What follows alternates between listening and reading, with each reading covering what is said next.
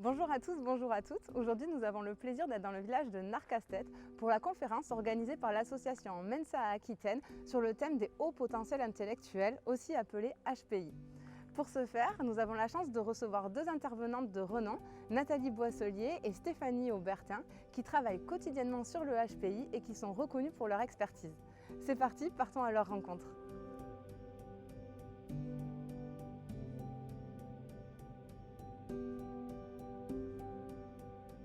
Bonjour Madame Aubertin. Bonjour. Merci beaucoup d'être parmi nous aujourd'hui pour la conférence Mensa. Est-ce que vous pourriez vous présenter et nous raconter un petit peu plus votre parcours? Alors, je suis Stéphanie Aubertin, je suis psychologue, j'étais diplômée en 2010, donc il y a 11 ans. Et puis, je travaille en libéral et je reçois principalement des personnes qui viennent avec une problématique de haut potentiel intellectuel. Voilà, je suis un peu connue comme ça, un peu malgré moi, en fait, il y a du bouche à oreille et les gens me viennent avec ça. Ok, En fait. ils viennent et vous êtes là pour les aider à diagnostiquer et puis surtout pour les aider à se sentir mieux derrière, c'est ça? Oui, c'est parce qu'en France, en tout cas un pays francophone, quand on entend HPI, on entend tout un lot de souffrance derrière. Ce qui fait que les personnes se disent mais moi j'ai pas envie d'être HPI, je veux être normale. Donc quand elles arrivent en consultation avec cette demande-là, en fait il faut aller investiguer la souffrance, il faut aller comprendre la souffrance au-delà de s'il y a HPI ou pas en fait. Donc ça c'est mon job, soit je passe par des tests, soit je passe par des thérapies ou par toute autre chose pour essayer à les aider à aller bien. D'accord. Et alors qu'est-ce qui vous motive à vous de vous impliquer comme ça au quotidien auprès des HPI? C'est super intéressant, c'est complexe, chaque personne est complètement différente. Chaque personne, je la prends comme, en tant qu'individu et à comprendre, c'est un peu Sherlock Holmes. Parfois, je me sens un peu Sherlock Holmes en train d'essayer de la comprendre en fait. Et ça, en tout cas pour moi, c'est super stimulant d'aller un peu gratter tout ça. Génial, j'imagine. Et alors aujourd'hui, vous allez nous parler de quoi?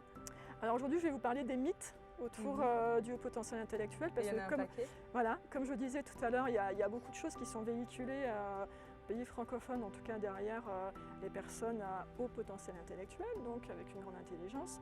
Donc je vais prendre un par un tous les mythes et puis essayer d'y mettre un peu de science, essayer d'interroger plutôt que de les prendre un peu comme ça par défaut et sans se poser des questions dessus. Ok, bah super, on a hâte d'en apprendre plus sur tout ça. On se Super. retrouve à la conférence. Ouais, à tout à l'heure. de suite. Au revoir.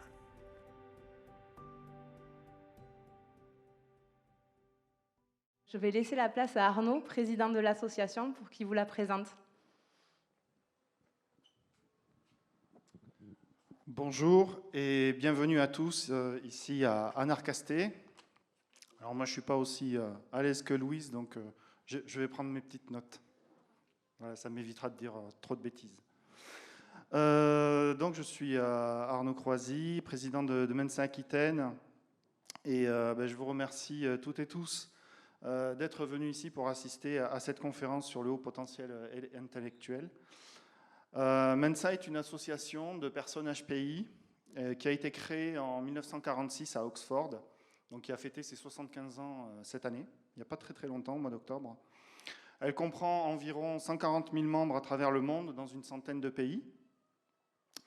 En Aquitaine, Mensa comprend environ 250 membres, répartis dans toute la région.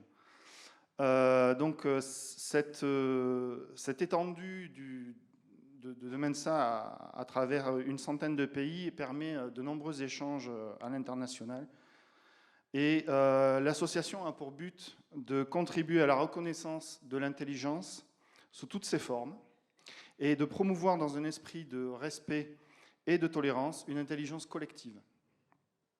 À Mensa, nous avons de multiples activités culturelles, éducatives, artistiques, sportives, ludiques, toujours conviviales et stimulantes. Mensa en latin signifie la table autour de laquelle on se retrouve, autour d'un bon repas et où souvent on refait le monde. Pour nous rejoindre, il convient de passer un test psychométrique de QI, alors soit organisé par l'association Mensa ou passer chez un psychologue qui va être donc un test de Wechsler, mais nos intervenantes vous en parleront beaucoup mieux que moi. Et il faut obtenir un score supérieur à 130 de QI, soit dans les 2% les plus élevés. D'ores et déjà, je tiens à remercier Stéphanie Aubertin et Nathalie Boisselier pour leur venue et le partage de leur expertise sur le sujet du HPI. Et je remercie aussi tous les bénévoles de l'association Mensa Aquitaine, Noël, Xavier, Lyon, Pascal, et certainement d'autres que peut-être j'oublie et je m'en excuse, qui ont permis que ce projet se concrétise. Donc je vous souhaite une bonne conférence, et juste avant que cela commence, je vais vous demander, s'il vous plaît, si ce n'est pas déjà fait, d'éteindre vos portables pour que la conférence puisse se dérouler en toute sérénité. Voilà, merci beaucoup à tous et toutes. Bonjour à tous et à toutes. On va parler des mythes et des croyances pseudo-scientifiques un peu autour, parce qu'il est dit beaucoup de choses depuis 10, 20 ans, au moins 2 décennies au moins, sur le potentiel intellectuel, et on y associe des caractéristiques. Et moi, aujourd'hui, je vais vous proposer d'interroger donc ces caractéristiques, de poser des questions. Et voilà. Alors, je vais commencer par faire quelques petits exercices qu'on va un peu s'échauffer, en fait. Donc, je vous propose de réfléchir à quelques petits exercices. Si vous avez la réponse, si vous connaissez déjà, vous avez déjà entendu, ou alors si vous avez la réponse, gardez-la pour vous, hein, réfléchissez dans votre tête. Alors, je ne sais pas si vous la connaissez, mais en tout cas, une raquette et une balle coûtent 1,10 $, 1,10 $, voilà. La raquette coûte $1 de plus que la balle. Combien coûte la balle? Petite question, et on y reviendra bien plus tard. Une autre question, Linda a 31 ans, elle est célibataire, elle est franche et très brillante. Elle possède une maîtrise de philosophie. Étudiante, elle se montrait très préoccupée par les questions de discrimination et de justice sociale. Elle participait aussi à des manifestations antinucléaires.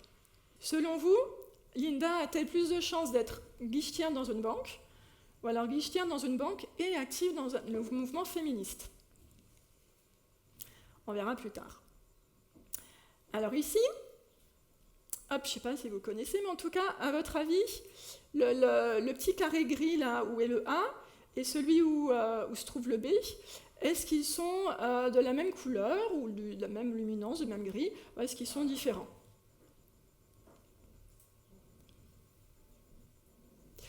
Ici, qu'est-ce que vous voyez sur cette image?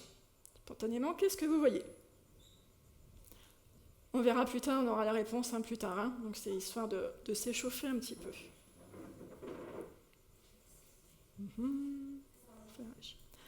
Alors, d'abord, HPI, quelques petits slides sur les définitions. HPI, de quoi parle-t-on au juste? Parce qu'on entend tellement parler de choses autour de caractéristiques, donc il est important de savoir effectivement une définition qui soit officielle. Donc c'est une personne dont le QI s'éloigne quand même significativement de la norme. Après, ça va être une question en fait de seuil, à quel niveau on pose un seuil. Donc le consensus est plutôt un QI total, donc à partir des tests de QI qui est supérieur à 130. Parfois, il y en a qui le posent à 125, 120, etc. Mais c'est une histoire de capacité cognitive mesurée dans les tests. Quand on parle de HPI, on parle de manière scientifique des personnes qui réussissent beaucoup plus à des tests d'intelligence et dont les résultats s'éloignent de la majorité des gens. Alors, juste ça pour remettre dans l'ordre, est-ce que le QI et l'intelligence est égal et la même chose que l'intelligence? Et là, je me base sur ce que disait Jacques Grégoire, qui est professeur de l'université en Belgique, à Louvain-la-Neuve, qui participe à l'élaboration des tests et qui écrit beaucoup sur l'intelligence. Donc il dit que l'intelligence n'est jamais vraiment connue en tant que telle, mais elle l'est partiellement, en fait, d'une manière approximative et indirecte, à travers donc, les tests. Et les tests, c'est quoi? C'est un échantillon de tâches différentes pour mesurer en fait vos capacités à résoudre ces tâches. Le QI n'est qu'une expression possible de l'intelligence.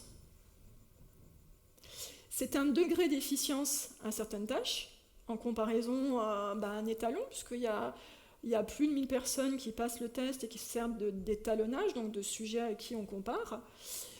Et au final, donc, il représente un indice des capacités adaptatives de l'individu dans la société. Donc le QI n'est pas forcément égal à intelligence, c'est qu'une expression de l'intelligence en fait. Il y a sûrement d'autres paramètres qui rentrent en ligne de compte. Je donnerai à la fin la liste des sites où je publie.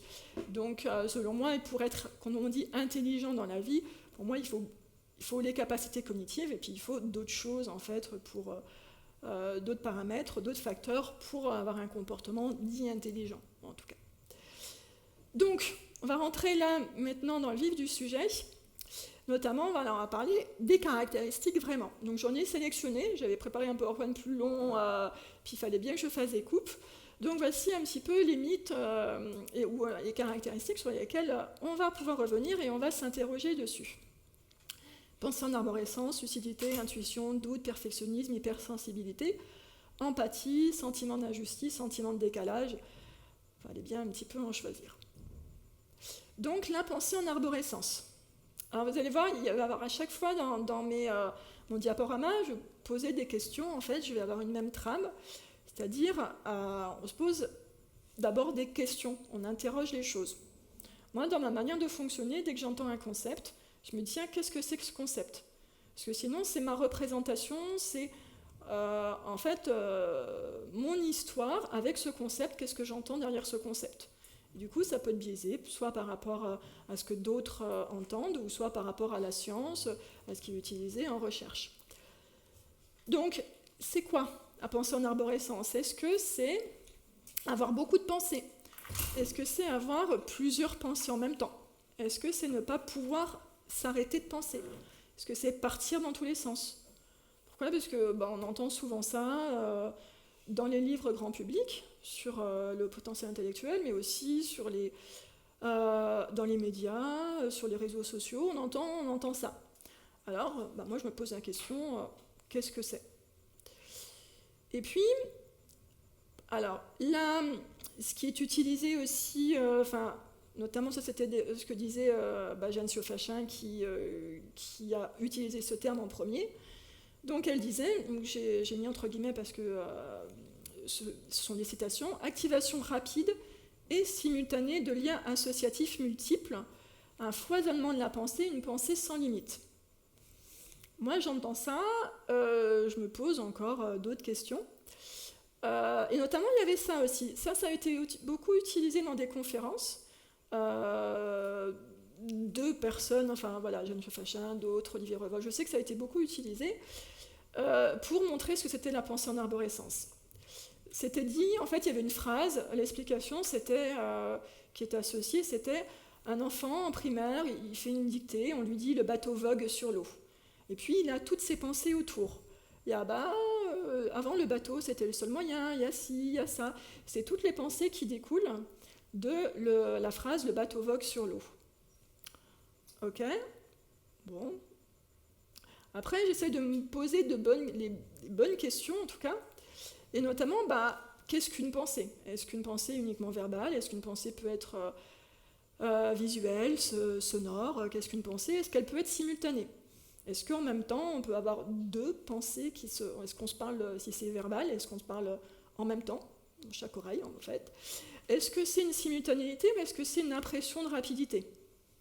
Parce que le temps qu'on formule avec des mots la pensée, si on veut la communiquer ou si on se parle même à soi-même, ça peut prendre plus de temps qu'une pensée qui est un peu compressée, qui est un peu zippée et qui prend moins de temps en fait. Parce que le temps d'articuler, ça prend plus de temps, puis il peut y avoir une autre pensée qui arrive derrière. Est-ce que c'est une simultanéité ou est-ce que c'est une impression de simultanéité? Donc après, je vais m'interroger, je vais regarder un peu du côté de la science. Qu'est-ce que ça pourrait être rapproché la pensée en arborescence? Ça pourrait être rapproché en fait de ce qu'on appelle la pensée divergente.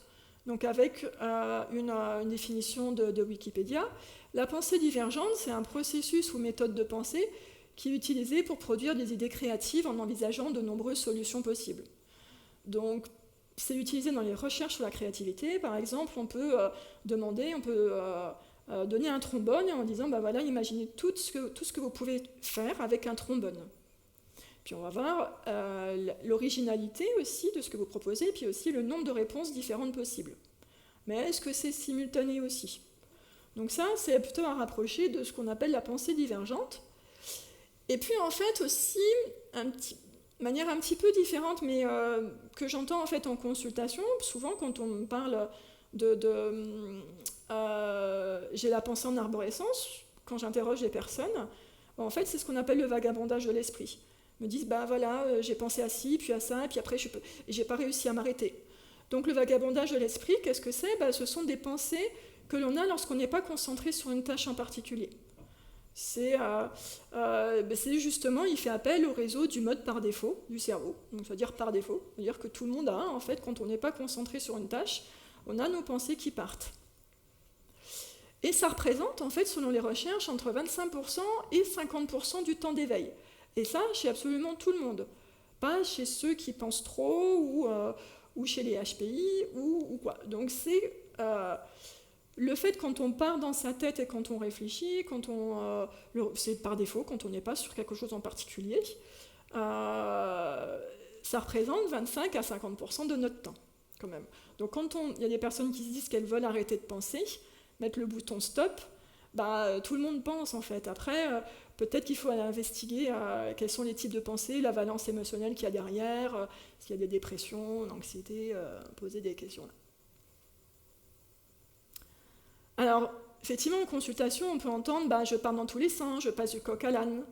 Et ça, ce sont plutôt passer du coq à l'âne, ça fait partie des critères diagnostiques du TDAH, en fait, on l'entend. Et pourquoi? Parce qu'il peut y avoir une forte impulsivité et un déficit de contrôle attentionnel. C'est pas de partir, enfin, selon moi, quand on passe du coq à l'âne, pour moi, il y a un lien, hein, le coq à l'âne, il y a des animaux de la ferme quand même, il y a quand même un lien. Et quand une personne, me semble, selon moi, passer du coq à l'âne, passer d'un endroit à un autre, il y a toujours un lien chez elle, en tout cas. Donc il y a toujours un lien, mais ce qui est important, c'est de pouvoir revenir au début, c'est d'avoir ce contrôle attentionnel sur notre attention qui dit, là, je reviens à ce que je disais au début, et je garde quand même ma ligne, ce que je voulais dire, et je ne me laisse pas entraîner par mes pensées. Surtout s'il y a une forte impulsivité, et surtout si on n'arrive pas à contrôler. Comme je disais, si c'est en lien avec une émotion négative, une émotivité négative, il peut y avoir des troubles de l'humeur, la dépression, des ruminations, l'anxiété, il peut y avoir beaucoup de choses en fait. Et il faut pouvoir investiguer ça quand une personne dit « je pars dans tous les sens, j'ai une pensée en arborescence ». Donc j'essaye de comprendre qu'est-ce que ça veut dire pour elle et qu'est-ce que ça représente en fait pour elle. Quels sont ces types de pensées, toutes ces questions-là. Alors maintenant un petit peu... on parle de la lucidité. Pourquoi? Parce qu'on entend souvent dire les personnes HPI sont lucides, voire extra-lucides. Bon, alors du coup, qu'est-ce que la lucidité? Alors, et puis en plus, extra-lucidité. Est-ce que c'est un don, en fait? Est-ce que c'est un don? Est-ce qu'on peut développer sa lucidité? En fait, j'ai trouvé ça sur Internet, alors je n'ai pas mis les sources parce que j'étais sur je ne sais plus où. Faculté de voir et de comprendre les choses avec clarté et justesse. Lucidité, on voit donc il y a une question de percevoir en fait, et puis il y a une question de comprendre les choses. Donc là, je me pose d'autres questions. Est-ce que c'est possible de percevoir, de voir et de comprendre les choses avec clarté et justesse? Est-ce qu'on voit et on comprend? Peut-on toujours, est-ce qu'on est toujours super lucide? Est-ce qu'on voit toujours tout? Est-ce qu'on comprend toujours tout? Et pourquoi, quel facteur ferait qu'on serait super lucide sur tout sans faire d'erreur? Et puis pourquoi ce ne serait pas le cas aussi? Qu'est-ce qui ferait qu'on ferait des erreurs et on ne serait pas lucide et on ne comprendrait pas les choses avec clarté et justesse? Alors de ce point de vue-là, tout à l'heure la définition, je disais, elle renvoyait à deux choses, donc la justesse de la perception et puis aussi la justesse du raisonnement. Et donc, il y a cette idée de perception, donc dans la perception, il y a un rôle important de l'attention, qui peut être focalisée sur quelque chose de précis ou qui peut être ouverte, si on a une attention ouverte, c'est-à-dire à laisser entrer toutes les choses, sans avoir mis un projecteur sur quelque part, mais dans la perception, il y a de l'attention. Il y a, dans la deuxième partie, il y a la notion de compréhension. Et la compréhension, il faut intégrer en fait les informations et les intégrer à un réseau de connaissances qui sont déjà stockées en mémoire à long terme.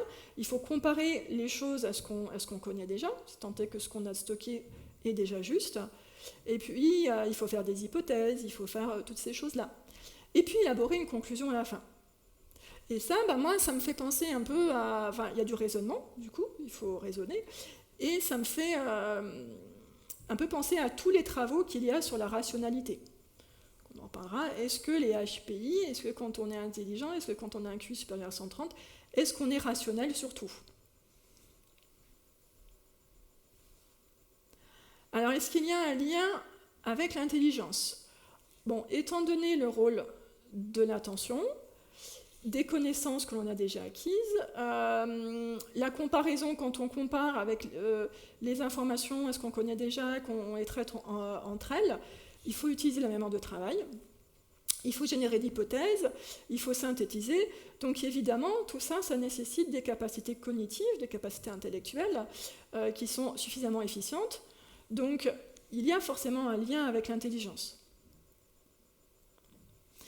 Et tout à l'heure, j'en reviens à mon petit exercice. Alors, selon vous, en fait, combien coûte la balle? Vous êtes en train de... Ouais. 0,5 $. Ouais. 0,05 $. Ouais. 0,10 0,10 10 centimes 10 centimes. Ouais, 10 cents, dit... La réponse est souvent donnée 10 cents, en fait. Mais si on fait ça, la raquette coûte $1, je crois que je vais lire en euros, je ne sais pas, 1,10 € à peu près. Et puisqu'elle vaut en fait $1 de plus que la balle, en fait, si ça vaut $1 de plus que la balle, ça voudrait dire au final, ça ferait 1,20 €. Donc effectivement, demoiselle, la balle coûte 5 cents, en fait. Donc en fait, de manière intuitive, de manière en fait heuristique, on va pas aller au-delà en fait de ça. On va dire ouais ça fait 10 cents en fait à l'arrache. En fait voilà. Mais quand on utilise un peu plus le raisonnement, on va parler du système 1, système 2 dans un instant, mais on se rend compte que la balle effectivement coûte que 5 cents. Et puis avec notre Linda. À votre avis, est-ce qu'elle est, selon vous, elle a plus de chances d'être guichetière dans une banque, ou alors guichetière dans une banque et active dans un mouvement féministe? Ni l'un ni l'autre, c'est... Elle a plus de chances de...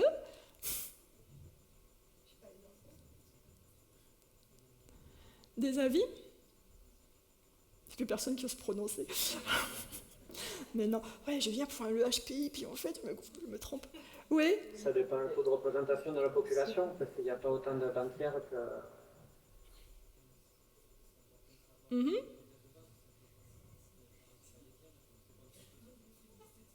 Ça peut être.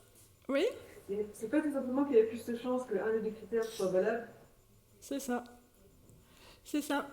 En fait, dans la recherche en fait, de Tversky et Kahneman, il y a 89% des sujets en fait, qui choisissent la deuxième proposition, en dépit du fait que la probabilité que deux événements se produisent est plus faible en fait, qu'un seul événement en fait, qui se produise. Mais en fait, on a été complètement biaisé par l'histoire autour de Linda. On s'est créé une représentation, on s'est créé un stéréotype en fait, disant bon, en tout cas, elle est au moins guichetière dans une banque. Mais en plus, en sachant tout ça, ouais, elle doit être activiste, en fait, elle doit être féministe, etc. Mais en fait, la probabilité que deux événements se produisent, en fait, est évidemment bien plus faible qu'un seul événement, puisqu'elle inclut. Donc ça, c'était au niveau intellectuel, en fait. Et maintenant, au niveau perceptif, alors... Parce que je ne sais pas si vous connaissez cet échiquier de Anderson, ouais. Alors, est-ce que A et B sont la même couleur? Donc, en fait, si on met dans Photoshop et qu'on regarde la luminosité, Ici, on a une luminosité de 42%, et ben, ici aussi de 42%. Et si on les rapproche, pour être sûr, effectivement, on arrive en fait à la même chose. Et ça, c'est vraiment un biais perceptif, en fait. C'est notre cerveau qui interprète ça en fonction de la luminance, en fonction, ici, en fait, de l'ombre qu'il y a. Et même si on le sait, on n'arrive pas à le voir, en fait. Donc, quand je parlais de la justesse de la perception et la justesse de la compréhension, donc, il y a quand même des biais. Est-ce que c'est tout le temps vrai? Et puis ici, qu'est-ce que vous voyez?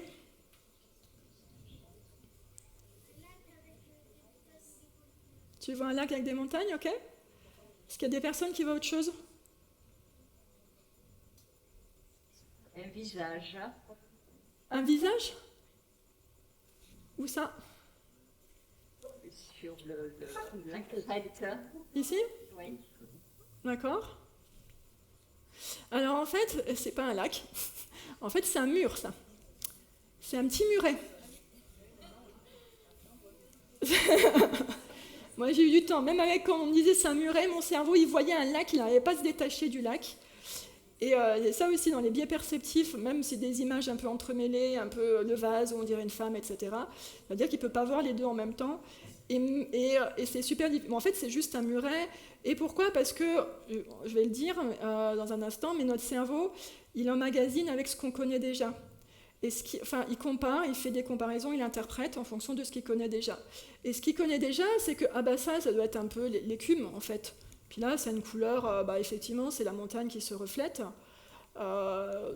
Puis c'est un paysage de montagne, donc un lac, ça va avec souvent, quoi. Et puis en fait, non, c'est juste un petit muret qui donne sur le lac, quoi. Sur les montagnes. Sur le lac. Même parfois, je vois que le lac, hein, vraiment, mais... Donc après s'être fait piéger, est-ce que les HPI sont-ils plus lucides que les autres? Alors, il y a des recherches sur la rationalité, en fait, et les biais cognitifs. Et qu'est-ce qu'elles nous montrent, ces recherches? Que certaines tâches, en fait, sont oui, parce qu'il y a dans les tâches de la rationalité, donc ils essaient de nous piéger, évidemment, donc il y a plein de tâches différentes. Donc certaines tâches sont corrélées avec l'intelligence, donc soit avec le QI total, ou soit avec GF. GF, c'est l'intelligence fluide, c'est-à-dire c'est le raisonnement. Si certains ont passé des tests ici, c'est les matrices, c'est découvrir les suites logiques, c'est la logique, en fait, grosso modo. Donc certaines tâches sont effectivement bien corrélées, en fait, avec soit l'intelligence fluide ou soit le QI total, et d'autres non, pas du tout. Et donc il y a un auteur qui s'appelle Stanovic, qui travaille beaucoup dessus. Lui, il dit dans un de ses bouquins, tout le monde pense que réussir les tests d'intelligence est le sine qua non de bien penser. Donc quand on lit les livres en fait sur le haut potentiel, les zèbres, etc., il y a cette idée que ils sont lucides sur le monde, ils connaissent tout, ils savent tout, etc. Et en fait, ils savent bien penser. Et que s'il y a des difficultés avec les autres, c'est parce que les autres ne les comprennent pas, alors qu'eux, ils ont une vision 360 du monde, ils voient tout. Alors que non, c'est pas le sine qua non de bien penser. Donc c'est pour ça aussi j'ai mis cette question de définition au départ.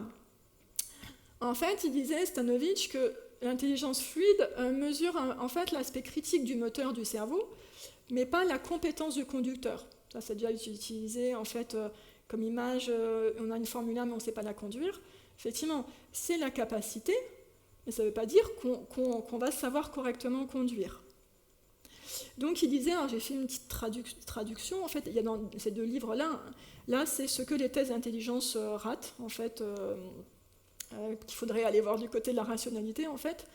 Donc, il y a le paramètre selon le système 1, système 2, paramètre 2, c'est-à-dire que chez les HPI, parfois, il pourrait manquer, en fait, le fait de « oui, j'ai vu qu'il ne fallait pas que je me fasse piéger », comme tout à l'heure sur la raquette et la balle. Donc, il manque ce côté détection de l'erreur, détection qu'il ne faut pas se faire piéger, mettre dans un état d'esprit réflexif, en fait. Et puis, une fois ça qui est passé, en fait, on peut... le raisonnement, ils le connaissent. Enfin, en plus, c'est une jeune fille qui a bien trouvé la réponse. Donc après, une fois que ça s'est passé, le côté je détecte qu'il faut que je sorte de mon système intuitif, heuristique, etc., pour passer vers quelque chose de plus analytique. Ça, une fois passé, ils peuvent le faire. Mais sinon, c'est détecter de passer cette case-là. Alors, vous connaissez le syndrome du prix Nobel ?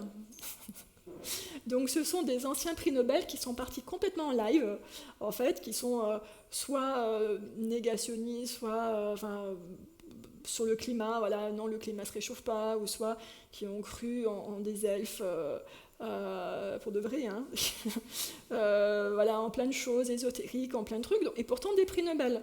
Donc, on peut se dire, ce sont des gens complètement sérieux, scientifiques, et pourtant qui sont partis complètement en live. Donc c'est ce qu'on appelle le syndrome du prix Nobel. Pour regarder sur Wikipédia, il y a toute la liste des prix Nobel qui ont fait ça. Il y a aussi ce qu'on appelle le raisonnement motivé, c'est-à-dire qu'on veut arriver vers une conclusion. Notre raisonnement est motivé pour montrer que j'ai raison sur ça et sur ça, en fait. Je veux arriver à ma conclusion et je vais mettre en œuvre toutes mes capacités cognitives pour me prouver à moi, pour me convaincre et convaincre l'autre que ça, et tout en oubliant en fait le reste. Donc c'est un raisonnement qui est motivé par quelque chose qui n'est pas neutre en fait. Parce qu'on ne peut pas réfléchir sur des X et Y dans la vie de tous les jours, on réfléchit sur des choses qui nous tiennent à cœur, où il y a de l'ego, il y a des émotions derrière, donc on a envie que certaines choses soient correctes et d'autres pas. Et il y a la fameuse courbe du désespoir. Donc justement, ça c'est issu du livre « Pourquoi l'intelligence rend idiot ?»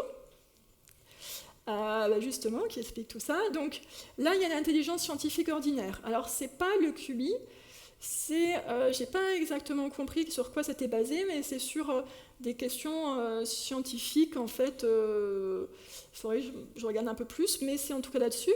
Et aux États-Unis, on leur a posé des questions. Est-ce que, selon vous, est-ce qu'on a des preuves qui soient indéniables sur le réchauffement planétaire et qui soient d'origine humaine, en fait? Et selon quel parti politique on a, donc plus on a cette intelligence scientifique ordinaire, et plus, en fait, on va dire non, alors que dans le groupe, en fait, les démocrates, ils vont répondre juste, enfin, en tout cas, ils vont répondre oui, l'humain intervient dans le réchauffement climatique, et on voit, en fait, que c'est pas une question de connaissance, de savoir, d'intelligence, en tout cas ici, scientifique ordinaire, et c'est plus lié aussi peut-être à un raisonnement, en fait, motivé, parce qu'on veut arriver à certaines conclusions, on va être biaisé par ça. Alors, l'intuition. Petite image. On en parlait ce midi. Alors, on se pose des questions toujours, vous avez vu ? C'est quoi l'intuition ? Qu'est-ce que c'est un pressentiment ? J'ai le pressentiment que ça va se passer. Est-ce que c'est deviner les choses non consciemment ? J'ai deviné, ça m'a apparu comme ça. Est-ce que ça s'oppose au mental ? Parce que j'ai déjà vu dans des bouquins, oui, il y a l'intuition, enfin dans des bouquins et même dans des commentaires sur les réseaux sociaux et tout. Oui, non, mais il faut peut-être trop dans le mental, il faut être plus dans l'intuition. Est-ce qu'on peut développer son intuition ? Il y a des cours pour développer son intuition, et même des livres. Y a-t-il des gens qui ont plus d'intuition que d'autres ? Est-ce qu'on est avec de l'intuition ou est-ce qu'on est sans intuition ? En fait, c'est quoi l'intuition au juste, quoi ? Donc l'intuition, en fait, c'est un mode de connaissance, de pensée ou de jugement qui est perçu comme immédiat, c'est-à-dire au sens de direct. Enfin, j'ai la connaissance et je l'ai tout de suite sans réfléchir. Alors selon les acceptions, donc c'est un processus en fait ou une faculté de l'esprit. Et voilà, on va se poser de bonnes questions, aussi un peu plus au-delà. D'où viennent ces connaissances, ces pensées, ces jugements ? D'où ils viennent ? Est-ce qu'ils sont censés être exacts ? Enfin, je disais, sont-ils exacts ? Et d'où ça vient ? Alors, si on réfléchit un petit peu du côté de la science, il y a, dans l'expérience de vie qu'on a, en fait, on a des situations, on fait créer une expérience et on interprète ce qui se passe. Donc il y a des interprétations d'expériences de vie et on va les stocker dans notre mémoire à long terme. On va stocker ça en termes de concept, c'est-à-dire le monde fonctionne comme ça, etc. C'est un concept. en termes de réaction émotionnelle, et puis en termes aussi de comportement. Donc tout ça, ça va être stocké en fait. Et puis quand il va y avoir des stimuli dans l'environnement, quand il va y avoir soit des pensées, des souvenirs, des choses comme ça, ou alors des sensations corporelles, des réactions affectives, donc tout ça qui va arriver, eh ben, ça va arriver vers des pensées et ou comportements rapides et spontanés. Donc ça peut être je te dis, j'ai l'intuition que ça se passe comme ça, que telle personne me veut du mal, je ne sais pas trop pourquoi, mais j'ai l'intuition. Si on se dit ça, j'ai l'impression, celle-ci, c'est parce qu'on a eu dans notre expérience de vie, qu'on a stocké. Par exemple, si quelqu'un parle d'une telle voix, telle posture, si quelqu'un fait un froncement de sourcils ou qu'on croit voir, etc., on a peut-être emmagasiné dans notre enfance ou à d'autres moments que telle personne, au final, qui avait telle posture, telle voix, tout ça, ça s'est mal passé avec elle. Et puis on l'a enregistré dans notre mémoire à long terme, et on a presque automatisé. Ce qui fait qu'à chaque fois qu'on va revoir cette personne-là, on va avoir l'impression qu'on voit la première personne qu'on avait vue qui nous avait fait du mal, ou à qui c'était pas agréable en tout cas. Et donc, ça va être de manière préconsciente, ça va être comme ça, mais c'est quelque chose qu'on a stocké. Et ça peut être aussi, ça c'est sur des expériences de vie, mais tout à l'heure, la raquette et la balle, parce qu'on a automatisé l'addition en fait, on a fait... Et puis on est basé comme ça, c'est notre intuition qui nous a dit ça, puis en fait notre intuition, elle n'était pas bonne pour le coup, en fait. Et donc on peut avoir des adaptations rapides, en fait, telle personne elle me veut du mal, donc je vais réagir comme ça, ou on s'approche de moi, je vais pousser la personne parce que dans mon enfance il s'est passé ci, il s'est passé ça, et je réagis très rapidement. Donc, mais ça sert pour nous dans un but adaptatif à la base, hein, donc c'est automatisé pour nous libérer en fait de la mémoire de travail, pour nous libérer de la conscience pour faire autre chose en fait. Donc c'est dans un but adaptatif, mais est-ce que c'est toujours fonctionnel, est-ce que c'est toujours juste? C'est une autre question. Et c'est ça en fait qu'on va finir par appeler intuition. Dis j'ai l'intuition que. En fait, donc c'est toujours quelque chose qu'on a stocké en fait. Et donc c'est ce que il y a ça Daniel Kahneman, donc système 1, système 2, les exercices, la raquette, la balle, Linda se trouve aussi là-dedans, donc les deux vitesses de la pensée. Donc l'intuition c'est le système 1, hein, c'est le système heuristique, c'est le système rapide, c'est le système que vous avez automatisé en fait, et puis le système 2 c'est un autre système pour ralentir, qui est plus lent, qui est plus coûteux, et puis on va aussi le voir après, voilà. Le système 1, oui, il est rapide, il est intuitif, il est inconscient, il est automatique, sans effort, et il se fait en parallèle des autres choses, comme je dis, pour libérer la mémoire de travail. Donc il n'y a pas de mémoire de travail, et c'est aussi indépendant des capacités cognitives. Ça, c'est important, c'est sans capacité cognitive, parce que ce sont des choses qu'on a déjà stockées. Alors que le système 2, il est plus lent, il est réfléchi, il est conscient, il se fait avec effort, il se fait de manière sérielle. D'ailleurs, quand on réfléchit sur la raquette et la balle, il faut le faire. C'est pas un claquement de doigts comme ça. Et du coup, il utilise beaucoup de mémoire de travail, ça. Et puis, donc, il est forcément dépendant des capacités cognitives. Alors, donc, le système 1, l'intuition, est vraiment associative. Tout à l'heure, avec mon schéma, je dis ce sont des choses, des expériences de vie et des interprétations. Donc, il cherche la causalité des choses. C'est ce qui fait dire aussi, oui, il y a deux événements qui se produisent en même temps, enfin quasiment qui se succèdent, donc ça veut dire que le deuxième événement est lié au premier événement. Donc par exemple, j'ai fait le vaccin, j'ai eu un accident après, donc c'est parce que j'ai fait le vaccin que j'ai eu l'accident. Donc ça, c'est quand on lit deux choses en même temps, voilà, hop, je l'ai fait dans la suite, donc c'est associatif. Ça ne veut pas dire que c'est la cause, hein, bien sûr, mais on crée une causalité. On crée des histoires, en fait, ça crée des histoires pour se raconter les événements, et ça déclenche des émotions. Donc là, la prise de décision, elle est basée sur l'expérience. C'est vraiment ça.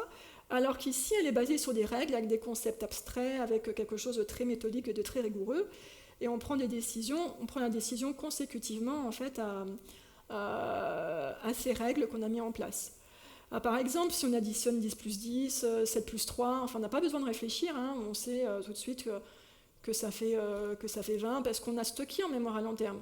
Quand on demande d'apprendre les tables de multiplication, c'est pas pour nous emmerder, c'est parce que c'est la libère après la mémoire de travail, parce que c'est stocké en mémoire, on n'a pas besoin de recalculer derrière. Donc ouais, je reconnais mon frère, je reconnais une silhouette, je sais que telle personne. que c'est telle personne, ça c'est aussi du système 1. Tenir une conversation informelle avec son ami, enfin quelque chose qui ne nécessite pas grand-chose. Alors que le système 2, donc il faut multiplier un peu plus, un peu plus d'efforts.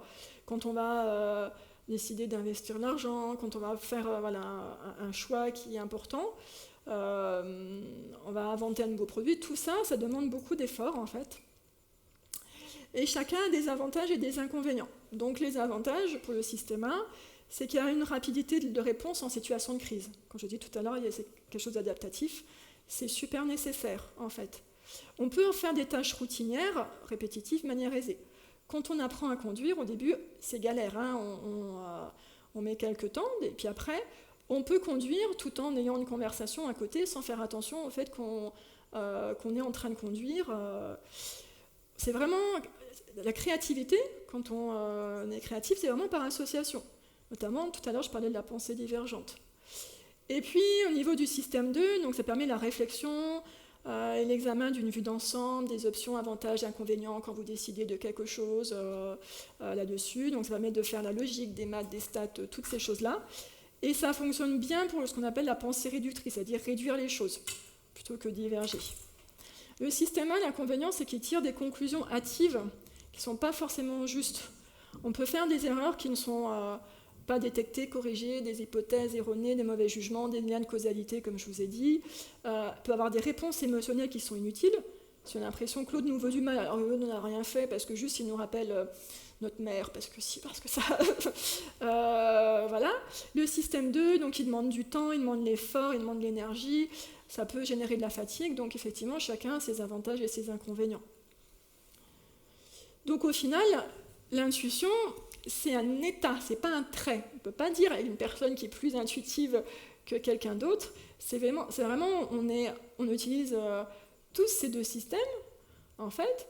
Seulement, il y a des moments où on se met dans un système et on se met dans l'autre. En fait, il faut savoir aussi si on répond de manière intuitive ou si on répond de manière un peu plus raisonnée, un peu plus posée. Et puis, c'est une pensée très archaïque, en fait, l'intuition, et très automatisée, que l'on possède tous.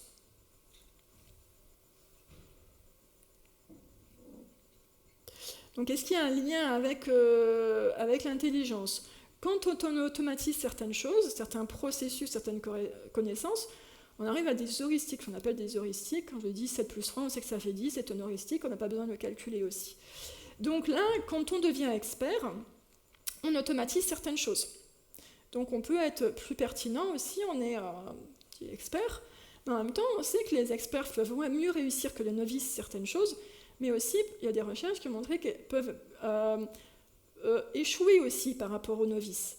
Parce que justement, les experts, à force de voir les mêmes choses, en fait, sont basés sur, notamment, je me rappelle avoir entendu parler d'une recherche sur des radiologues, en fait, qui lisaient des radios. Les novices voyaient des choses que les radiologues ne voyaient pas, parce que les radiologues avaient tellement l'habitude de voir les mêmes choses, qui se répétaient, les fractures, les ci, les ça, etc., que du coup, ils regardaient les choses de manière un peu automatisée, sans voir, parce que l'énergie, en fait, et la rationalité, le système 2, en fait, que mettaient en place les novices, parce qu'ils n'étaient pas assez sûrs d'eux. Donc, voilà, il faut pouvoir savoir quand on est dans l'un ou l'autre, et c'est ce que disait Stanovich tout à l'heure, qu'il faut pouvoir détecter le moment où on passe à l'erreur, etc., détecter où c'est nécessaire de passer en système 2. Et puis aussi, ça peut être un traitement de l'information superficielle. Et ça concerne tout le monde, même les gens lambda, les gens en dessous de la moyenne au niveau du QI. Chacun a appris des choses et chacun utilise des heuristiques et son intuition aussi. Alors, le doute, ensuite. Notre mythe sur le doute. Est-ce que les HPI doutent plus ? Alors, qu'est-ce que le doute, en fait ? C'est quoi ? C'est être sceptique ? C'est avoir un esprit critique ? C'est, est-ce qu'on doute sur quoi ? Sur soi-même, sur autrui, sur le monde ? Bref, c'est quoi le doute ? Est-ce que c'est un manque de confiance en soi ? Est-ce que c'est de l'anxiété ?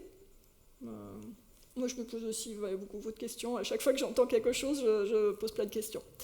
En tout cas, ce qui est dit, il y avait Ariel Hadin qui disait que les personnes qui étaient douées, donc les HPI, ont plutôt une tendance à discerner leurs faiblesses avec une implacable lucidité, encore une fois, et qui leur interdit de se croire plus doués que les autres. Ça, c'était Ariel Hada et Jeanne Siofachin dit « L'intelligence engage de nombreux questionnements, alors le doute s'invite facilement. Et en premier lieu, le doute sur soi, sur sa valeur personnelle, sur la légitimité de ses questionnements, de sa souffrance. Comment se penser au potentiel, effectivement. Donc ça, c'est ce qui est dit. Donc après, je me pose d'autres questions. Et notamment, est-ce que doute-t-on toujours lorsqu'on est intelligent? Dans une question. Et pour quelle autre raison pourrait-on douter aussi? Alors, connaissez l'effet Dunning-Kruger? L'effet Dunning-Kruger, donc du nom des auteurs qui ont publié une recherche qui, ici, la version dans leur article scientifique, en fait, puis là, une version qu'on trouve sur YouTube, mais qui explique de manière un peu plus sympathique, en fait. Donc, on fait passer un test, je crois, de connaissance, il me semble, à des personnes, et puis après ce test, on leur demande de s'évaluer. À votre avis, est-ce que vous avez bien réussi, moyennement réussi, moins bien réussi? À combien pensez-vous avoir réussi? Et donc, en fait, ils se sont rendus compte que ceux qui étaient novices, ceux qui avaient eu de mauvaises notes à ce questionnaire, à ce test, en fait, ils se surestimaient. Ils pensaient qu'ils avaient réussi à peu près à la moitié de la performance. Ouais, j'ai réussi moitié. Alors, et à un moment donné, en fait, il y avait, ça se croisait, et ceux qui étaient très experts, qui avaient très bien réussi, se disaient, en fait, non, j'ai pas très bien, enfin, je pense avoir réussi à temps, en fait, alors qu'ils avaient beaucoup plus réussi. Ça n'a pas été tout le temps reproduit, cette recherche, etc. Mais en tout cas, dans la recherche originale, il y a ça. Donc, on peut se demander, est-ce que, quand on est plutôt par là, quand on réussit bien, est-ce qu'on se sous-estime? Et qui entraînerait un doute, en fait. Alors, est-ce qu'il y a un lien avec l'intelligence? Alors, il faut avoir, en fait, pour l'effet Dunning-Kruger, donc il faut avoir certaines connaissances dans un domaine pour se rendre compte que les choses ne sont pas si simples que ça. C'est-à-dire quand on... ce que disait tout à l'heure l'ultracrépidianisme, c'est ça, il a dit. Je ne sais pas si vous connaissez l'ultracrépidianisme, donc je vois des oui, je vois des non. Il y a notamment Étienne Klein qui en a parlé, Étienne Klein qui est un philosophe des sciences et qui est un scientifique aussi. L'idée c'est quand les gens pensent effectivement tout savoir sur tout alors qu'en fait ils n'y connaissent rien. Donc la pandémie a bien révélé donc, ces personnes-là, personnes sur les réseaux sociaux qui ont un avis sur tout, mais voilà. Moi, je ne suis pas médecin, je ne suis pas machin, mais je sais que le vaccin n'est pas bon, mais je sais que si, mais je sais que ça. Ou alors qu'ils ne connaissent rien. Bon. Donc, il faut avoir effectivement certaines connaissances. Quand on commence à avoir des connaissances, on dit « oui, en fait, ce n'est pas si simple que ça. En fait, les choses sont plus complexes que ça. » Donc, il faut ça. Il faut avoir une bonne mémoire de travail pour justement traiter toutes les choses. Parce que quand on dit « ouais, non, mais c'est ça », quand vous avez des personnes sur les réseaux sociaux qui disent non mais anti-tout en fait, ils prennent en compte peu de données en fait. Puis il y a un raisonnement motivé, comme je parlais tout à l'heure. Donc là il faut pouvoir prendre tous les paramètres en fait, et puis pour traiter les données, les subtilités. Donc ça demande un mémoire de travail ça quand même. Il faut une ouverture aux idées qui soit élevée en fait dans les traits de personnalité. Il faut un besoin de cognition. Donc ça c'est un concept aussi. C'est-à-dire ce sont des personnes qui aiment, alors c'est différent de l'ouverture en fait, c'est différent de la curiosité, des personnes qui aiment savoir des choses, en tout cas en plus. Et puis il faut ce qu'on appelle un besoin de clôture cognitif qui est faible. Alors le besoin de clôture, je ne sais pas si toi tu connais Nathalie, mais ouais. Une fois clôture. Oui, c'est ça. C'est-à-dire que c'est tourner la page. Il y a des gens qui ont absolument besoin de tourner la page. Il faut qu'ils résolvent le problème, qu'ils tournent la page. Et ça, c'est ceux qui ont besoin de clôture élevée. Et voilà. Le but, c'est de se dire... c'est ça. Et ce sera justement peut-être l'objet de ma thèse, parce que ça m'intéresse beaucoup, ça, tu vois, le besoin de clôture. Le besoin de clôture, c'est quand on a besoin de réponses fermes et définitives pour tourner la page. On veut que les choses soient comme ça. Enfin, on ne supporte pas l'ambiguïté. Donc on se rend compte, quand on regarde les recherches, que c'est très lié à l'anxiété, en fait. Donc quand on est anxieux, on va vouloir avoir des réponses fermes et définitives, et puis le reste, on ne va pas le voir, en fait. On va avoir un raisonnement motivé. Donc d'une part, il y a des choses qui relèvent ici des connaissances, il y a des choses aussi qui relèvent des capacités cognitives, et il y a d'autres choses qui relèvent ça plutôt des traits de personnalité, en fait, sans parler du néopie, du Big Five, mais en tout cas des choses plus en lien avec la personnalité. Donc, peut y avoir des explications alternatives au doute. C'est pas que l'effet Dunning-Kruger. Il pourrait s'agir d'expériences qui mènent à une estime de soi faible, selon votre expérience de vie, votre enfance, ce qui vous est arrivé, ça peut être ça aussi. L'attribution causale interne, l'attribution causale, c'est à qui ou à quoi est-ce qu'on attribue ce qui nous arrive ou ce qui arrive dans le monde. Est-ce qu'on attribue les choses qui arrivent à soi-même, c'est moi, donc dans ce cas c'est interne, c'est ma faute, je suis nul, etc. Ou je me remets en cause, enfin on n'est pas obligé de faire ça, on peut dire bah, c'est ma faute, mais sans se flageller non plus. On peut avoir une attribution causale externe. Ça veut dire bah, c'est la faute de l'autre personne. C'est tout le temps la faute. Vous allez avoir remarqué, les personnes, c'est tout le temps leur faute. Enfin, c'est tout le temps leur faute, et d'autres personnes, c'est la faute des autres. Les personnes chez qui c'est la faute des autres, on les voit rarement en thérapie, en fait, hein, mais c'est ça. Ils n'ont pas à se remettre en cause. Mais voilà, si on s'attribue les fautes, bah forcément, on va un peu plus douter. Et puis... il arrive, bah ça dépend, comme je disais, des traits de personnalité, en fait. Si on a une voiture, besoin de cognition, et surtout, pour moi, le besoin de clôture. En fait, quand les personnes ont un besoin de clôture élevé, vont avoir des réponses fermes et définitives, et vont pas accepter d'autres hypothèses alternatives, vont pas accepter d'autres choses, et vont surtout pas douter, en fait. Et il y en a, chez les HPI, qui ont un besoin aussi de clôture élevé. Le perfectionnisme. Jolie image. Alors, on se pose des questions. C'est quoi le perfectionnisme? Qu'est-ce que c'est? Est-ce que c'est toujours mauvais d'être perfectionniste? Alors, on pose d'autres questions. Est-on forcément perfectionniste quand on est intelligent? Peut-on être perfectionniste sans être HPI? Y a-t-il des raisons, des expériences de vie qui mènent aussi à être perfectionniste? Enfin, est-ce que c'est des traits? Est-ce qu'on est né comme ça ou pas?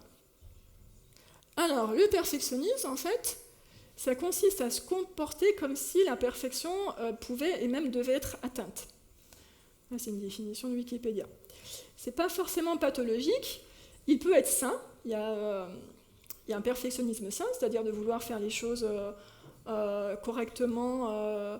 Dans ce cas, ça correspond plus au caractère consciencieux, en fait, dans le modèle des Big Five, des 5 grands facteurs de personnalité. Il y en a un où c'est le caractère consciencieux. Est-ce que c'est ça aussi? Et il peut devenir pathologique lorsqu'il crée du stress et que la personne se juge négativement. Donc on peut être perfectionnisme sain et perfectionnisme pathologique. Avant, je me flagellais, maintenant, j'aime bien faire les choses carrées, mais sans me flageller si je fais des erreurs. Donc je pense être passé un peu plus du côté sain, j'espère. Donc est-ce qu'il y a un lien avec l'intelligence? En fait, on peut vouloir être perfectionniste aussi dans plein de choses autres que les projets intellectuels aussi. On peut dans la poterie ou dans le nettoyage. Hein, il peut y avoir des tocs aussi, donc il faut pouvoir faire une distinction, il faut pouvoir s'interroger aussi sur ce que c'est. Est-ce que du coup, les HPI sont plus perfectionnistes que d'autres? Alors si on prend le perfectionnisme en tant que caractère consciencieux, en fait, ça c'est l'échelle HIPIC pour les enfants, donc c'est le questionnaire de personnalité en 5 facteurs. Donc dans les 5 facteurs, il y a le névrosisme, qui est l'instabilité émotionnelle, il y a l'extraversion, il y a l'ouverture, il y a l'agréabilité et il y a le caractère consciencieux. Donc ça, c'est la version du questionnaire pour enfants. Donc je dis bien que ce sont chez les enfants reçus en consultation, d'accord? Et là, on voit qu'il y avait il appelle ça conscience, de manière globale, qui était moyen, la moyenne était là, la moyenne est à 100 ici, hein, donc c'est en utilisant une échelle comme de QI, en fait, avec un écart type de 15, donc ils étaient ils sont dans la norme, mais un tout petit peu en dessous de 100, avec leur écart type, et voilà les extrêmes, en fait, ça pouvait aller de là à là. Donc au niveau de la concentration, la persévérance, on peut voire même se dire ce que c'est de la persévérance, le perfectionnisme, au niveau du soin ordre et de la motivation. Donc chez les enfants, c'est pas tout à fait ça. Et puis chez les adultes, voilà ce qu'on avait, c'était encore une fois reçu en consultation, avec une échelle qui s'appelle le NEOPI 3, ici. Donc chez les adultes qui viennent en consultation, encore une fois, dans mon groupe à moi, ils étaient un petit peu plus vers le bas, avec quand même des extrêmes assez élevés, avec leur sentiment de compétence, avec l'ordre. C'est pas très, ils rangent pas trop en fait, pas besoin d'ordre, sans devoir, recherche de réussite, l'autodiscipline, ça dans le perfectionnisme en fait, il y a beaucoup d'autodiscipline. Et puis la délibération, c'est réfléchir avant d'agir. En fait, c'est ce qu'on réagit un peu du tac au tac, ou est-ce qu'on réfléchit, est-ce qu'on prend en compte les conséquences de nos actes quand on fait quelque chose. Donc là, si on prend autodiscipline, et même de manière globale, en tout cas, sur les personnes, moi, que j'avais reçues en consultation, c'était pas tout à fait ça. Il peut y en avoir, hein, mais bon. Du coup, c'est toujours s'interroger. Hein, voilà. Alors, l'hypersensibilité. C'est très touchy. Alors, je m'interroge toujours. Hein. Alors, c'est quoi? C'est avoir des sens développés? Est-ce que c'est réagir rapidement et ou fortement? En fait, est-ce que c'est avoir des réactions émotionnelles intenses? Parce qu'en fait, le terme de sensibilité, il a plusieurs sens. Quand on regarde le dictionnaire, il y a plusieurs sens de sensibilité. Alors, selon donc Helen Aron, donc, qui a inventé le concept d'hypersensibilité, c'est un tempérament. Tempérament, ça veut dire qu'on est né en fait avec quelque chose de génétique, on est né comme ça, voilà. Et ce qu'elle dit, c'est une plus grande sensibilité ou réactivité aux stimuli environnementaux et sociaux. Vous allez voir, je vais reprendre chaque mot presque. Donc, hop, qu'est-ce que la sensibilité? Est-ce qu'elle a plusieurs sens? Qu'est-ce que la réactivité? Qu'est-ce que sont les stimuli environnementaux? C'est-à-dire tous, lesquels, etc. Et c'est quoi les stimuli sociaux aussi? Est-ce que ça veut dire percevoir, décoder les émotions? Est-ce que ça veut dire comprendre les sous-entendus? Est-ce que ça veut dire comprendre les interactions? Bref, rien que cette définition, il y a plein de choses qui sont cachées derrière. Hein. Alors, du coup, il existe un questionnaire, donc d'Helen Aron, le HSPS, qui est validé scientifiquement. C'est-à-dire que validé scientifiquement, ça veut dire que les personnes ont tendance à répondre de la même manière aux items. En fait, il y a quelque chose qui se tient, ça veut dire qu'ils mesurent quelque chose. Et notamment, on voit 3 facteurs qu'elle a identifiés en tant que facilité d'excitation, c'est-à-dire les facteurs, c'est-à-dire que les gens ont tendance à répondre de la même manière, mais aussi à l'intérieur de cette même manière, il y a des groupements, il y a des îlots en fait, d'items qui peuvent être regroupés. Donc il y a la facilité d'excitation, il y a la sensibilité à l'art, esthétique, puis il y a un seuil sensoriel bas. Et donc moi j'avais fait, c'est quoi, il y a 1 an et demi, 2 ans, j'avais fait une petite étude, j'avais publié sur les réseaux sociaux le questionnaire d'Helen Aron, je l'ai fait aussi avec l'intensité affective, mais là je parle que du questionnaire d'Helen Aron. Recruté sur les réseaux sociaux, donc il y avait Facebook, il y avait Twitter, je crois aussi, il y avait des groupes effectivement de ZEB, mais il y avait des groupes aussi de gens rationnels, aussi, enfin de sceptiques, enfin mes contacts qui sont pas forcément là-dedans. Donc, et puis, avec les questions qui étaient posées, il fallait indiquer sur une échelle de 1 à 7, 1 ça voulait dire pas du tout et 7 extrêmement, si les questions si les affirmations, elles nous correspondaient ou pas. Donc, je vais vous donner quelques réponses à les questionnaires, en tout cas sur 347 sujets. Donc peut-être qu'il y a des biais, etc., mais c'est pour ça que j'avais essayé de d'étendre. Et voilà un peu comment les personnes répondaient. Je suis consciente des subtiles nuances de mon environnement, et en fait, donc 7, c'est extrêmement moi, etc. Là, c'est pas du tout, il n'y a qu'une seule personne qui a dit « Oh bah non, moi pas, je suis pas consciente du tout de ce qui se passe dans mon environnement ». Et en fait, à partir de 5, 6, 7, on était déjà à 85% de réponses de personnes. Et si on prend à partir de 4, qui était à peu près moyennement, on est à presque 95%. Donc il y a une courbe qui est complètement asymétrique, et c'est pas logique, enfin, elle devrait être normalement un peu en Gauss, elle devrait être en courbe de Gauss. Donc quand on leur posait la question « j'ai une vie intérieure riche et complexe », même chose. Quand on prend à partir de 4, on a 96,7% des personnes qui ont répondu « oui, j'ai une vie riche et complexe ». Et même, qu'est-ce que ça veut dire une vie riche et complexe? Chaque personne d'entre vous pourrait me donner une définition différente, en fait. L'humeur des autres me touche. 95% ici, 92% ici. Et là, c'est plat, et puis d'un coup, qu'est-ce qu'il y a? Ouais, c'est énorme, enfin, voilà. Alors, c'est peut-être validé de manière internationale, mais ici, moi, j'ai du mal. Et quand on parle, je suis très sensible à la douleur. Donc là, c'est plus un truc psychologique, là, c'est un truc physique, en fait, la courbe est plus plate, enfin, un peu gauche, un peu, voilà. Elle est différente, elle est plus asymétrique, en tout cas. Où on n'a plus que 63 si on commence à 4, 43 ici, alors qu'on était à 85, 90 tout à l'heure. Une autre chose en lien avec quelque chose de purement physique, la caféine. Je suis très sensible aux effets de la caféine. Là, c'est pareil, si on prend les 3 derniers, on est à 45 et là, on est à 67. Et c'est beaucoup plus plat, enfin, ça peut être une petite gausse, mais bon, voilà. Et le dernier, en fait, que je vous propose, la faim provoque en moi une forte réaction, perturbe ma concentration et mon humeur. Là encore, c'est quelque chose de purement physique, en fait, et là, on a un truc un peu plus plat aussi. Donc moi, je remarque 2 choses, c'est que quand c'est des traits psychologiques, peut-être valorisés, ou peut-être qui peuvent répondre à des questions, c'est complètement asymétrique, quand c'est d'autres choses, là. Et puis au final, sur... ça, c'était facilité d'excitation. Hop, les autres n'étaient pas arrivés.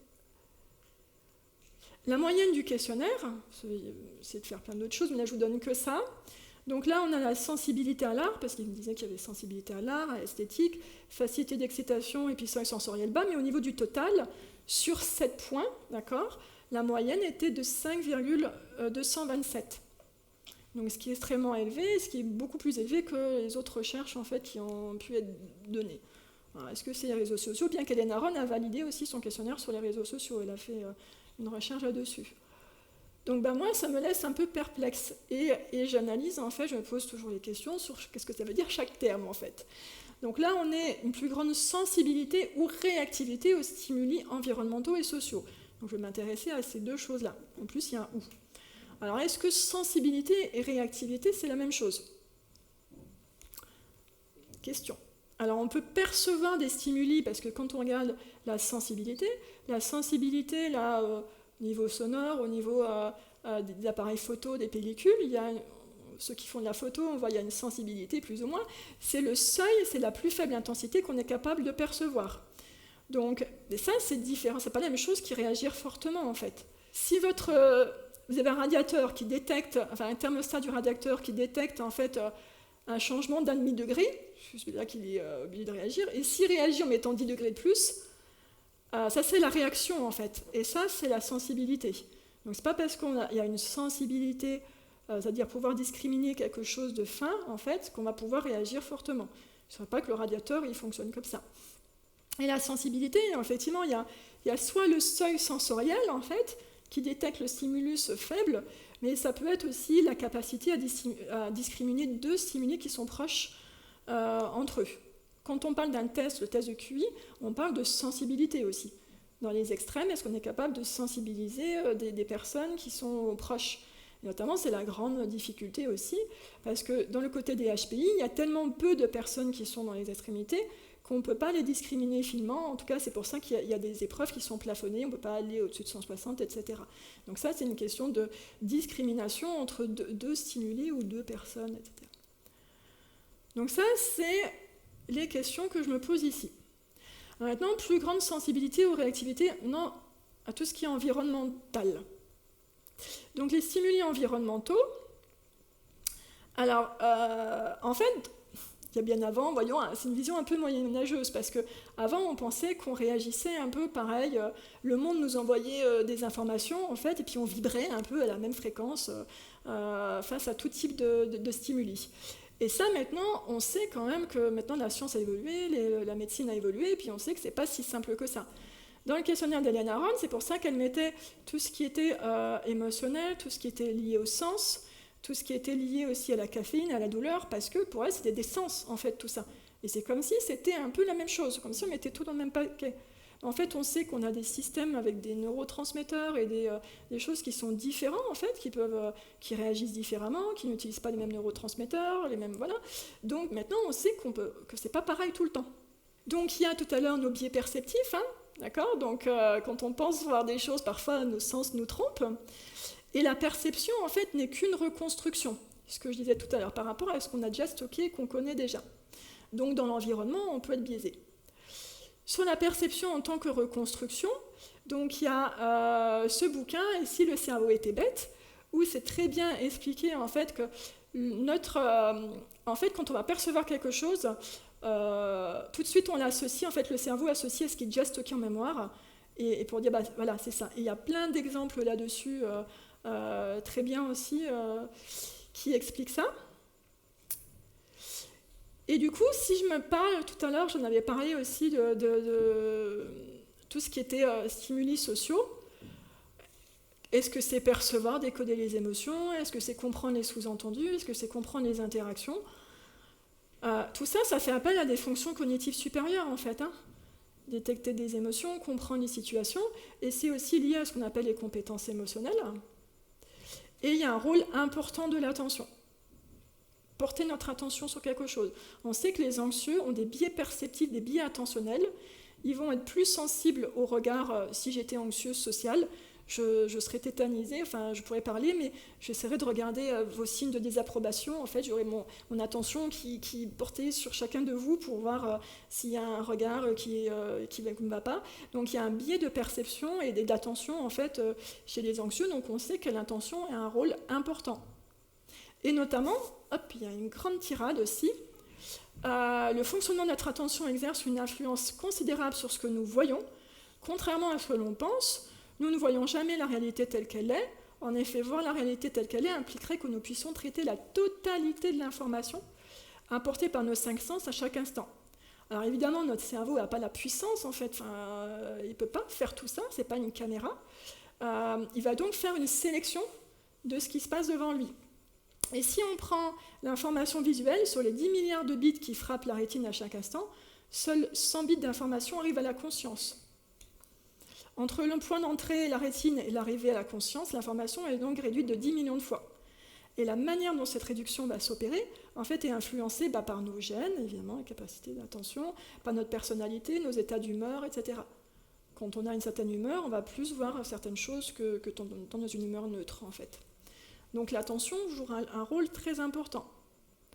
Donc pour moi, l'erreur aussi dans ce concept, je ne dis pas que des sens développés n'existent pas, j'ai moi-même des sens très développés, mais je ne suis pas en train de pleurer devant un tableau, je ne sais pas.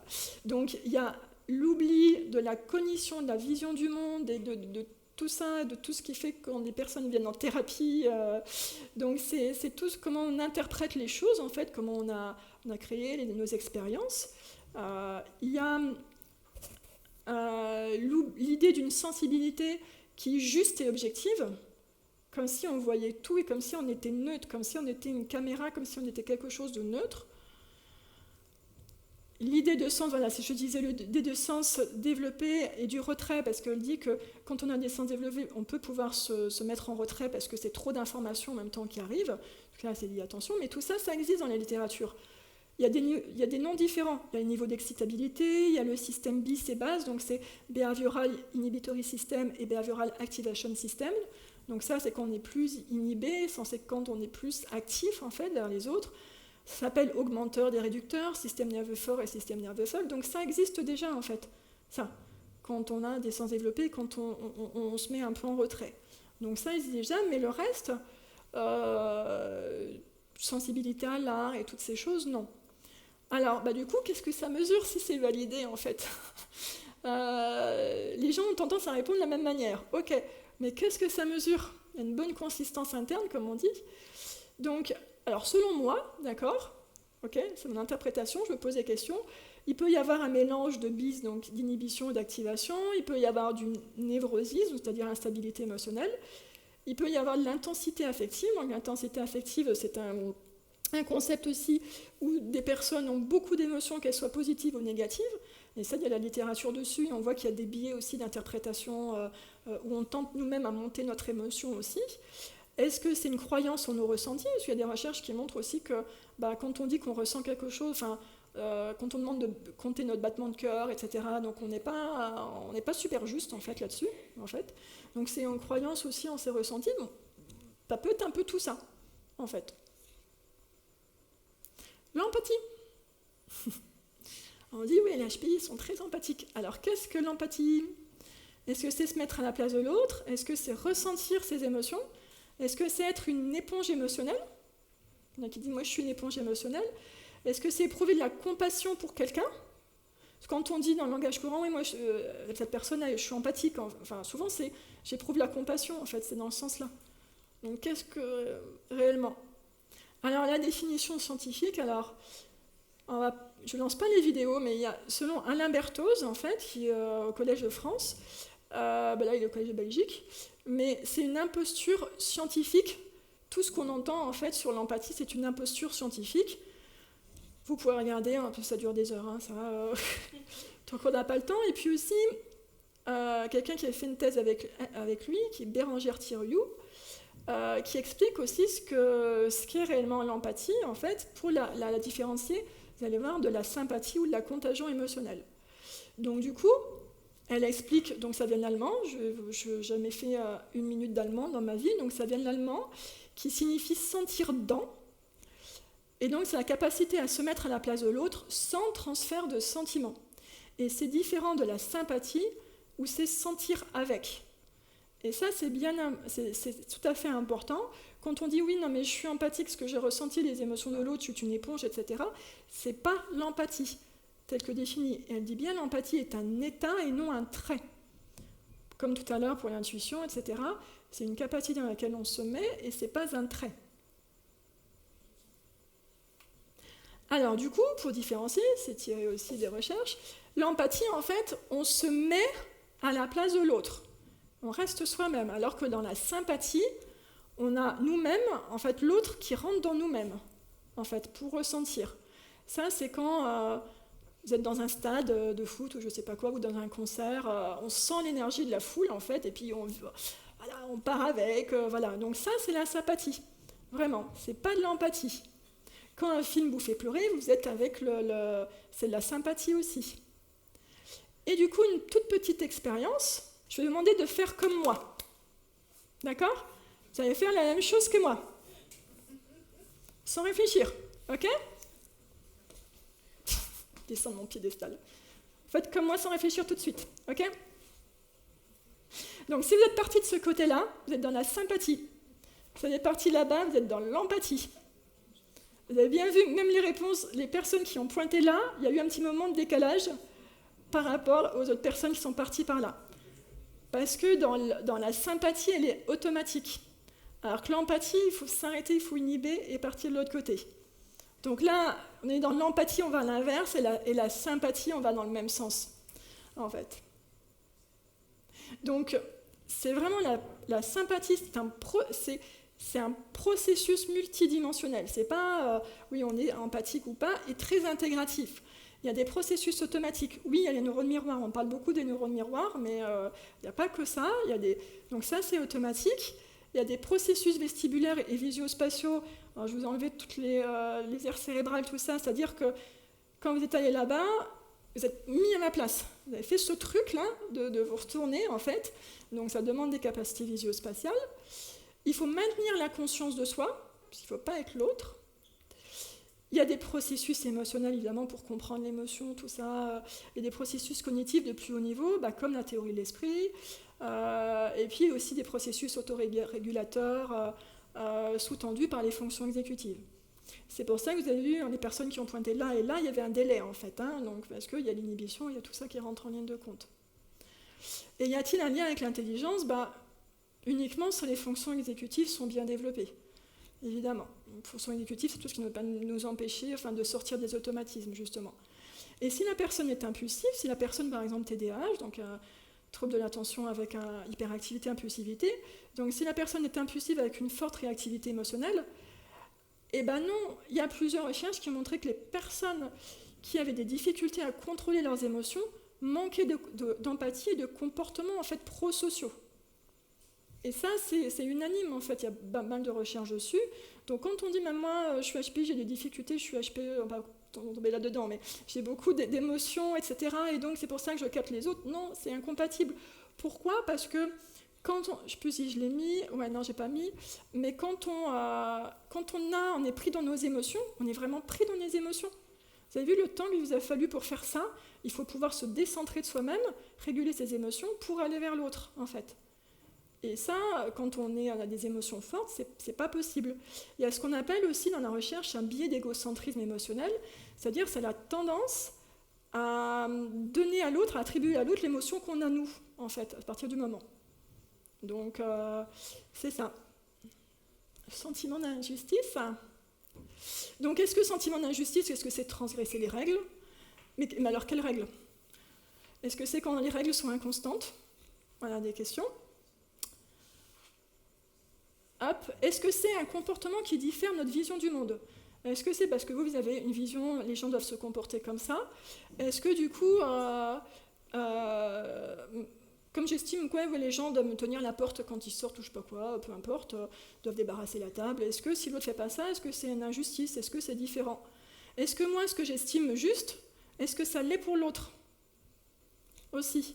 Et il y a un livre que je suis en train de terminer, là, qui s'appelle « Que faire des cons ?» et le sous-titre est important pour ne pas en rester un soi-même.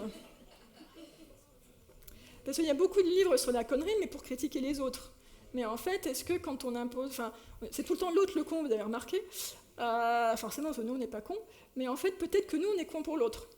Et peut-être que nous, ce qu'on veut imposer... Enfin, ce qu'on dit, mais non, ta manière d'agir n'est pas bonne, peut-être est-ce qu'on nous, on impose aussi des choses à l'autre.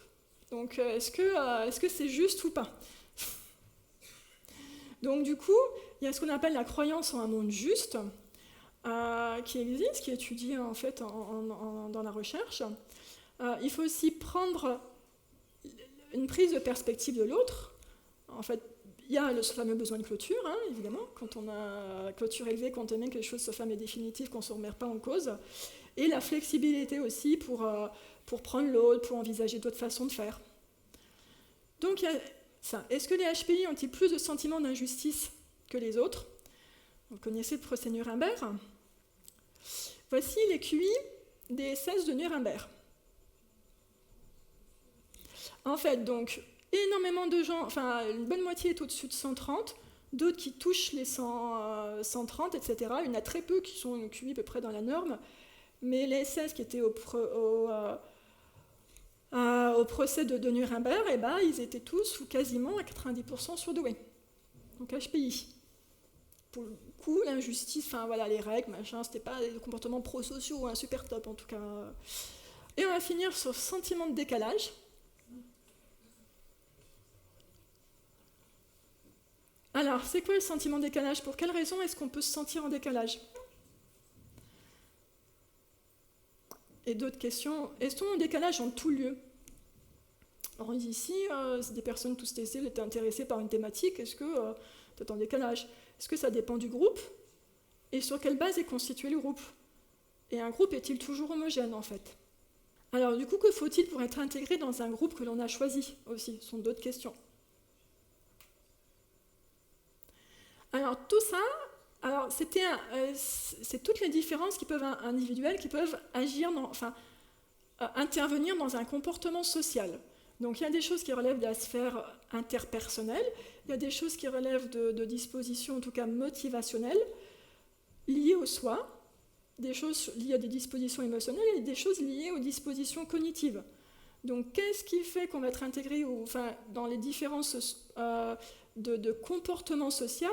Il y a énormément de facteurs en fait, qui peuvent intervenir dans un comportement social. Et alors, effectivement, l'intelligence peut-elle intervenir dans un sentiment de décalage et de quelle manière? Donc, les capacités cognitives, en théorie, dans les recherches, interviennent positivement dans la qualité des relations sociales via les compétences émotionnelles, notamment tout ce qui est compréhension des situations sociales, et puis utilisation des émotions pour aider autrui. Il y a la compréhension des règles sociales, donc ça, il faut avoir la mémoire de travail, MDT c'est mémoire de travail, et puis aussi les connaissances que l'on a sur comment est-ce qu'on se comporte dans telle manière, etc. Donc en mémoire à long terme, il faut prendre une prise de perspective, et il faut inhiber et flexibiliser. Donc ça, c'est lié aux fonctions cognitives, donc évidemment, ça intervient. Et puis, il faut trouver sa tribu, en fait. Parce qu'en fait, on peut... quand on est dans un groupe d'échecs, effectivement, on va être en lien avec les mêmes choses. Quand on est dans un groupe avec une thématique particulière, on va avoir certains points communs et on va se retrouver pas en décalage. Et tout ce qui rentre en fait dans la sphère tout à l'heure, ici dans le comportement social, voici ces choses à la rigueur dans les dispositions cognitives qui peuvent intervenir. L'ouverture à l'expérience, le besoin de cognition, le besoin de fermeture cognitive, et du coup, il faudrait qu'il soit faible, pas élevé. La complexité intégrative, c'est intégrer énormément de données pour créer des décisions, en fait, et faire des propositions qui soient plus élaborées. C'est-à-dire, oui, mais en tenant compte de ci, puis de ça, oui, mais il y a des nuances, etc. Donc ça, ce sont des dispositions cognitives qui peuvent intervenir dans le comportement social. Donc ils peuvent se sentir en décalage dans un groupe qui n'a pas les mêmes centres d'intérêt, en utilisant un langage trop soutenu vis-à-vis du groupe. C'est vrai que si vous êtes dans un club de foot, j'en sais rien, enfin moi peu importe, avec un langage très soutenu, oui, il peut y avoir une différence. Parce qu'ils n'ont pas compris l'importance des small talks. Ces small talks permettent d'être aussi en lien, de voir au-delà. Il faut que ça dure pas trop longtemps non plus. Ils ne sont pas quand un groupe est construit, ils ne sont que quand le groupe est construit sur un même noyau. Dire si on a besoin de capacités cognitives, enfin de partager du contenu en fait, mais pas ailleurs. Donc, et je vais terminer là-dessus. Est-ce que vous connaissez The Big Bang Theory? Donc qui c'est qui est en décalage ici? Parce que si vous avez vu la série, ils sont tous surdoués sauf elle est ouf, ici, Penny. Et du coup ici c'est elle qui est en décalage. C'est elle complètement qui est en décalage et c'est pas le reste. Donc ça dépend du groupe où on est. Et voilà, je vous remercie de votre attention. On va parler des questions. Et ici, juste un petit slide pour trouver moi sur les réseaux sociaux. Donc ça va s'afficher tout seul. Voilà, différentes petites choses. Voilà. Les podcasts, les tuteurs, les podcasts intensément, je suis intervenue. Voilà.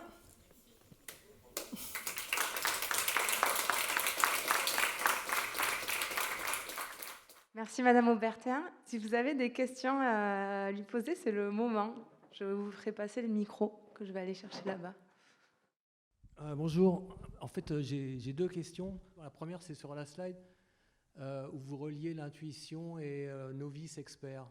Et j'ai l'impression que vous avez réduit l'intuition à une expérience automatisée. Mm-hmm. Et donc ensuite, mais pour moi l'intuition, ça ne peut pas se réduire à ça, il reste une dimension qui ne fait pas partie de l'expérience. C'est pour vous. Après, c'est pas l'intuition telle qu'on entend en science en fait. C'est pour ça que je demande à chaque fois, je disais au début, à chaque fois que vous entendez un concept, interrogez-le. Et c'est pour ça que je suis revenue sur à chaque fois deux diapos, se poser des questions et se poser à la rigueur des questions au-delà, des bonnes questions. Donc l'intuition, on l'entend effectivement comme quelque chose, un pressentiment, comme des choses comme ça. Mais en fait, l'intuition, c'est quelque chose qui est vraiment automatisé. C'est quelque chose qu'on a mis dans notre mémoire à long terme et c'est ça, scientifiquement, l'intuition. C'est pour ça qu'il n'y a pas d'autre chose, tout ce qu'on dit après, non, c'est pas ça. Il n'y a pas de pensée magique. C'est pas de pensée magique. Non, je ne pensais pas à une pensée magique, mais si par exemple, si je prends comme exemple, prenons la série 1, 10, 100, 1000, on vous demande quel est le cinquième élément de cette série.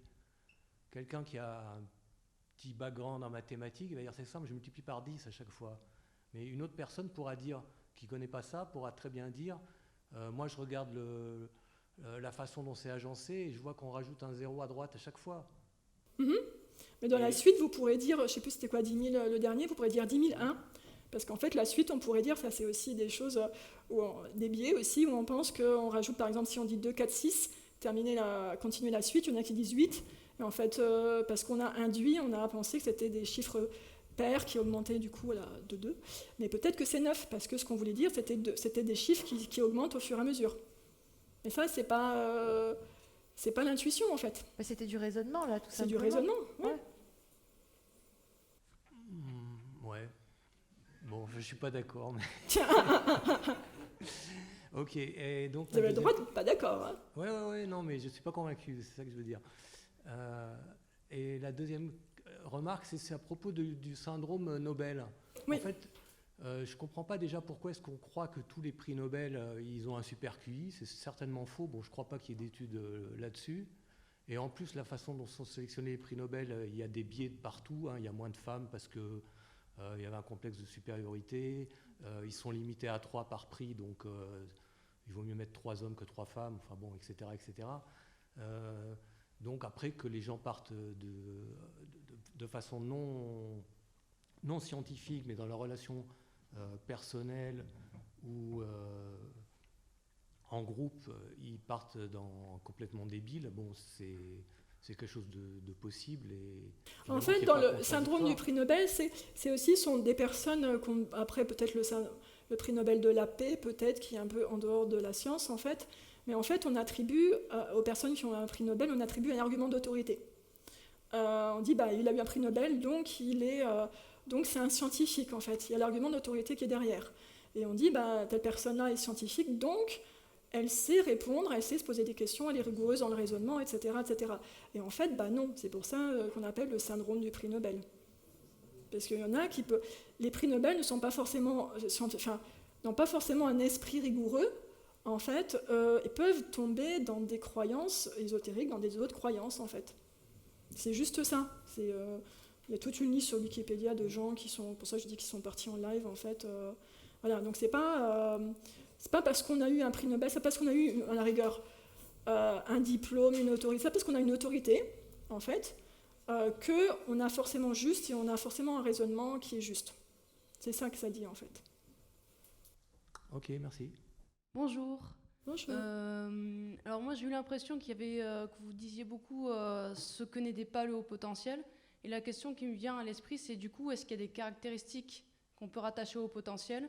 Est-ce que le haut potentiel a une incidence sur le comportement, sur le développement, sur les perceptions ?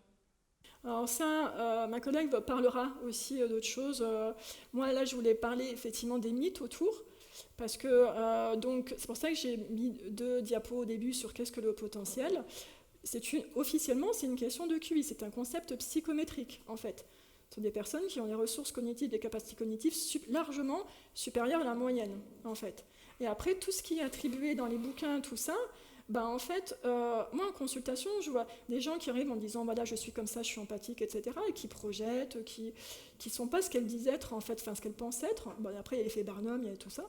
Mais après, moi en consultation, ce qui m'intéresse, c'est de savoir la personne, quand elle arrive avec ça, avec cette demande, c'est de comprendre la souffrance qu'il y a derrière. Parce que c'est un peu l'arbre qui cache la forêt. C'est parce qu'elle s'est reconnue dans tout ça il